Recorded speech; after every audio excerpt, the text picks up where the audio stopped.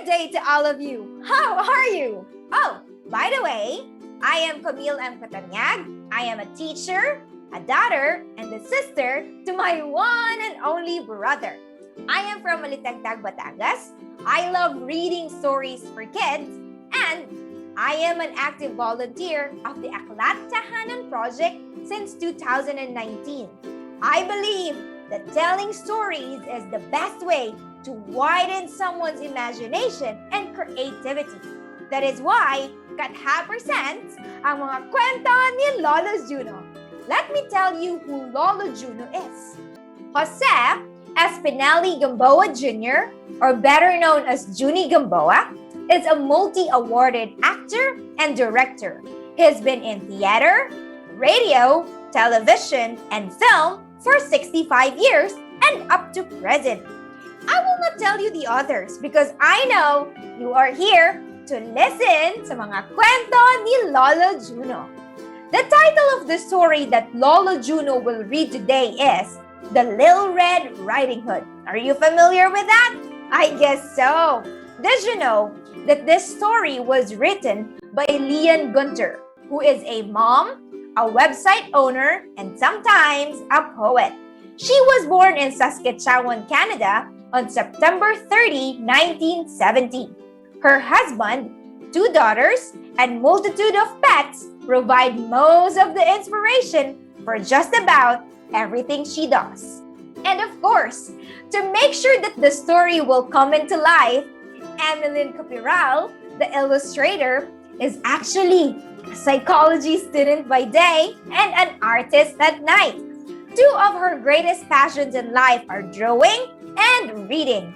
Her passion in making art progressed into trying different mediums from traditional to digital. Her passion in reading books, on the other hand, helped her expand her imagination. And her favorite quote says, "You spend most of your time inside your head, so make it a nice place to be." The story will be much better with music, right? So Fides Balagtas Belda wrote the music for this story. Let us all listen to the story of Lolo Junno. Thank you, Teacher Camille. You're right. We have a very familiar story coming up, but it's still nice to hear it. I heard this name when I was a little boy. So we have an adventure and a good lesson for today. Little Red Riding Hood. Okay? Maybe some of you know her. Let's listen to this story. Okay? Once upon a time, there was a little girl who lived in a village near the forest. Whenever she went out, the little girl wore a red riding cloak with a red hood to boot. So everyone in the village called her Little Red Riding Hood.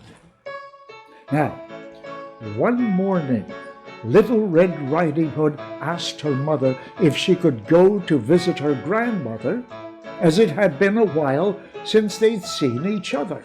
"That's a good idea," her mother said. So they packed a nice basket for Little Red Riding Hood to take to her grandmother. When the basket was ready, the little girl put on her red cloak and the red hood and kissed her mother goodbye. "Remember, go straight to Grandma's house," her mother cautioned. Caution means to warn. Okay? So her mother says, "Go straight to Grandmother's house. Don't dawdle." What is the word dawdle? The word dawdle is if you're asked to go straight to Grandma's house and you stop a while and look at things around you, and then you go again and you stop and you talk to someone, and then you go again and you stop and say hello. That's dawdling, okay? So her mother says, don't dawdle along the way, and please don't talk to strangers. The woods are dangerous. "Don't worry, Mom," said Little Red Riding Hood. "I'll be careful." But when Little Red Riding Hood noticed some lovely flowers in the woods, she forgot her promise to her mother. She picked a few, watched the butterflies flit about for a while, listened to the frogs croaking, and then picked a few more flowers. Little Red Riding Hood was enjoying the warm summer day so much that she didn't notice a dark shadow approaching out of the forest behind her. Suddenly the wolf appeared beside her. "What are you doing out here, little girl?" the wolf asked in a voice as friendly as he could muster. "I'm on my way to see my grandma, who lives through the forest near the brook," Little Red Riding Hood replied. Then she realized how late she was and quickly excused herself, rushing down the path to her grandmother's house. The wolf, in the meantime, took a shortcut. The wolf, a little out of breath from running, arrived at Grandma's and knocked lightly on the door. "Oh, thank goodness, dear! Come in. I was worried sick that something had happened to you in the forest," said Grandma, thinking that the knock was her granddaughter. The wolf let himself in, and poor Grandma did not have time to say another word before the wolf gobbled her up.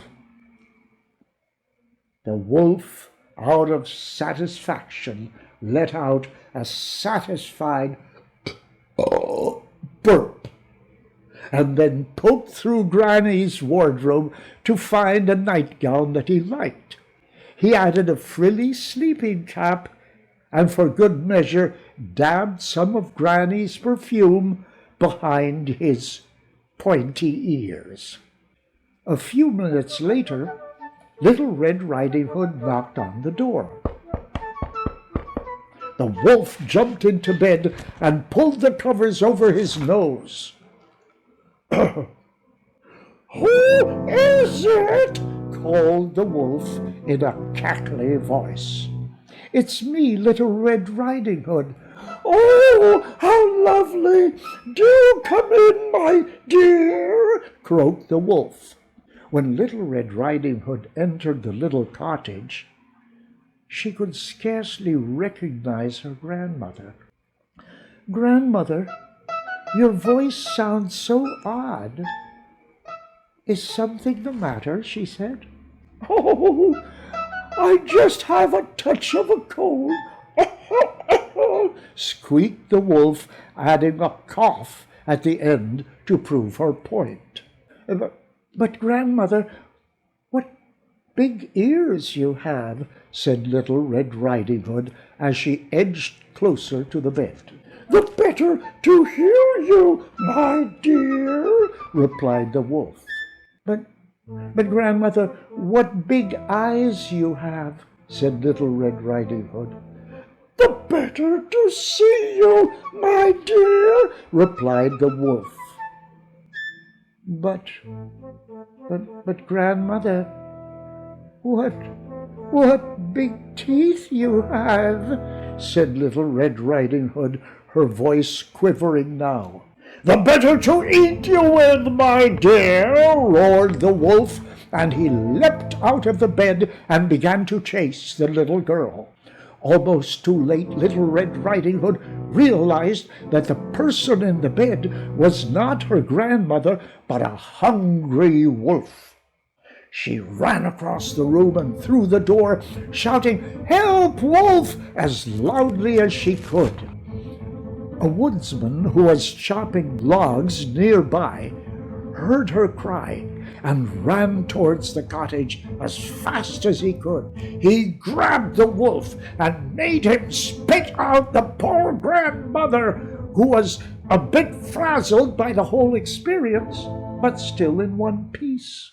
"Oh, Grandma, I was so scared," sobbed Little Red Riding Hood. "I'll never speak to strangers or dawdle in the forest again. Now you see the lesson. Don't dawdle if Mama asks you to go to the sari-sari store to buy milk or buy some butter or buy some margarine. Don't dawdle. Somebody walks up to you and you don't know him, tries to talk to you, don't talk to him. Anybody comes to you and tries to touch you, don't allow that. That's the lesson. That's the lesson we got from Little Red Riding Hood. Okay, we'll see you again with another story, and I hope you love it.